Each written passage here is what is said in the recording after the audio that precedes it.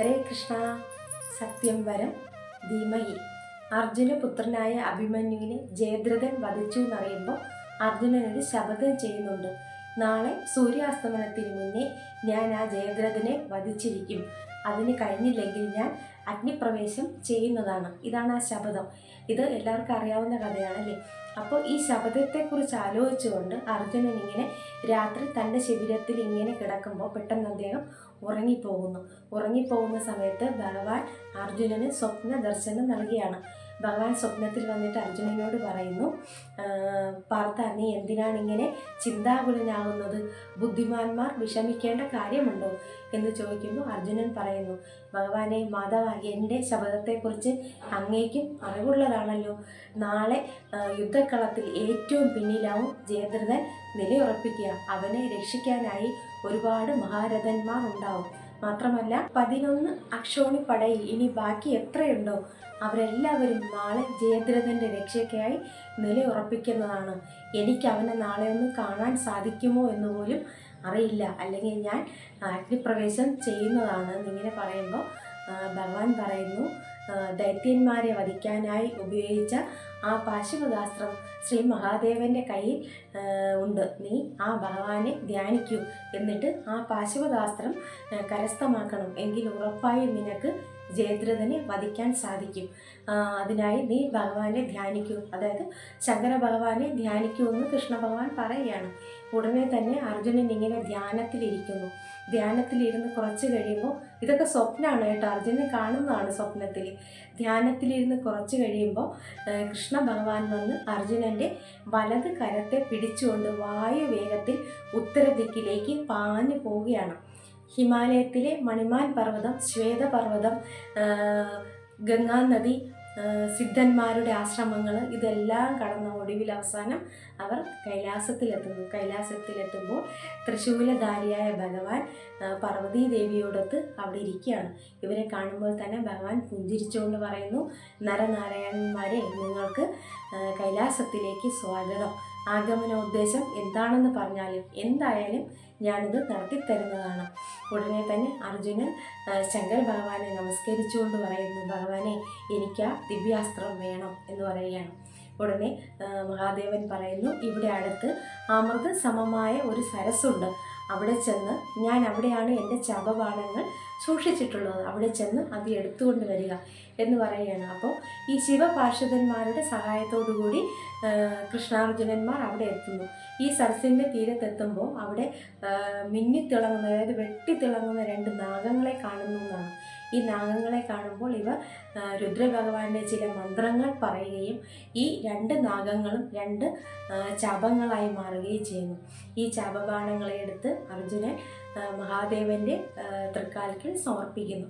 അപ്പോൾ തന്നെ ഈ സമർപ്പിക്കുന്ന സമയം തന്നെ ആ ഭഗവാന്റെ ശരീരത്തിൽ നിന്നും ബ്രഹ്മചാരിയായ ഒരു മനുഷ്യൻ പുറത്തേക്ക് വരികയും ഈ ശാപബാണങ്ങളെ എടുത്ത് അതെങ്ങനെയാണ് ഉപയോഗിക്കേണ്ടതെന്നും എന്ത് മന്ത്രമാണ് ജപിക്കേണ്ടതെന്നും ഒക്കെ അർജുനന് പഠിപ്പിച്ചു കൊടുക്കുകയാണ്. ഇതെല്ലാം അർജുനൻ മനസ്സിലാക്കിയ ശേഷം ഈ ബ്രഹ്മചാരിയായ മനുഷ്യൻ ഈ ശാപബാണങ്ങളെ തിരിച്ച് ആ സരസിലേക്ക് തന്നെ വലിച്ചെറിയുന്നു.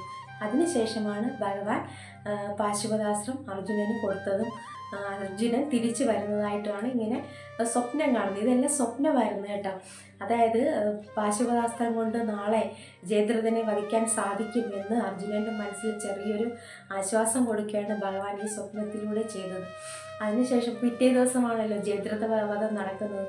സൂര്യാസ്തമന സമയം വരെയും ജയദ്രഥനെ കാണാതിരിക്കുകയും ഒടുവിൽ ഭഗവാൻ തൻ്റെ മായാശക്തി ഉപയോഗിച്ച് സൂര്യഭഗവാനെ മറച്ചു പിടിക്കുകയും ജയദ്രഥൻ ഇപ്പോൾ തന്നെ അർജുനൻ അഗ്നിപ്രവേശം ചെയ്യും, അത് കാണാമെന്ന് വിചാരിച്ച് പുറത്തേക്ക് വരികയും അർജുനൻ ജയദ്രഥനെ വധിക്കുകയും ചെയ്യുന്നു. അതിനു മുന്നേ ഇവർ യുദ്ധക്കളത്തിൽ വെച്ചിട്ട് ഭഗവാൻ അർജുനനോട് പറയുന്നുണ്ട്, പാർത്ഥ, നമ്മുടെ കുതിരകൾ വളരെ അവശരായിരിക്കുന്നു. ധാരാളം അമ്പുകൾ അവരുടെ ശരീരത്തിൽ തറച്ചിട്ടുണ്ട്. അതൊന്ന് എടുത്തു മാറ്റിയാലോ എന്ന് ഞാനിങ്ങനെ ആലോചിക്കുകയാണ്. അപ്പോൾ അർജുനൻ പറയുന്നു, ഭഗവാനെ, ഞാനും അതേക്കുറിച്ച് തന്നെയാണ് ചിന്തിക്കുന്നത്. അങ്ങൊരു കാര്യം ചെയ്യൂ, അങ്ങ് ആ കുതിരകളെ പരിചരിക്കൂ, ഞാൻ ഇവന്മാരെ തടുത്തു നിർത്തിക്കോളാം എന്ന് പറഞ്ഞിട്ട് അർജുനൻ തേരിൽ നിന്നും ചാടി ഭൂമിയിലേക്ക് ഇറങ്ങിയാണ്.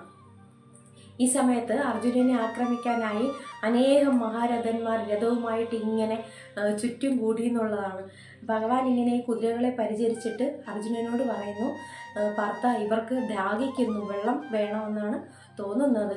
ഇവിടെയെങ്ങും പോർക്കളമായതിനാൽ ഇത്തിരി ജലം പോലും ഇവിടെയെങ്ങും കിട്ടാനില്ലല്ലോ എന്ന് പറയുന്ന സമയത്ത് അർജുനൻ തൻ്റെ കയ്യിലുണ്ടായിരുന്ന അസ്ത്രം ഉപയോഗിച്ചിട്ട് ഉടനെ തന്നെ അവിടെ ഒരു സരസ് സൃഷ്ടിക്കുകയും അതിന് ചുറ്റും ശരം കൊണ്ടൊരു കുടീരം നിർമ്മിക്കുകയും ചെയ്യുന്നു. ഈ ഒരു അത്ഭുത കരവിരുത് കാണാനായിട്ട് ദേവർഷിയായ നാരദരും മറ്റ് ദേവന്മാരുമൊക്കെ ആ യുദ്ധക്കളത്തിൻ്റെ ഭൂമിയിൽ ആകാശത്തെ നിരന്നു നിന്നു എന്നാണ് പറയുന്നത്. ഇത് കണ്ട് ആ കൗരവാദികളെല്ലാം ഇങ്ങനെ അമ്പരന്ന് നിൽക്കുകയാണ്.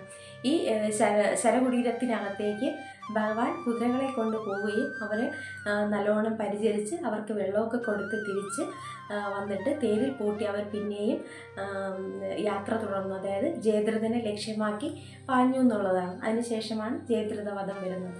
നോക്കൂ, ഞാൻ എപ്പോഴും ചിന്തിക്കാറുണ്ട്, ഹിന്ദുക്കളായി ജനിച്ച നമ്മളൊക്കെ എത്രയോ ഭാഗ്യവാന്മാരാണ്.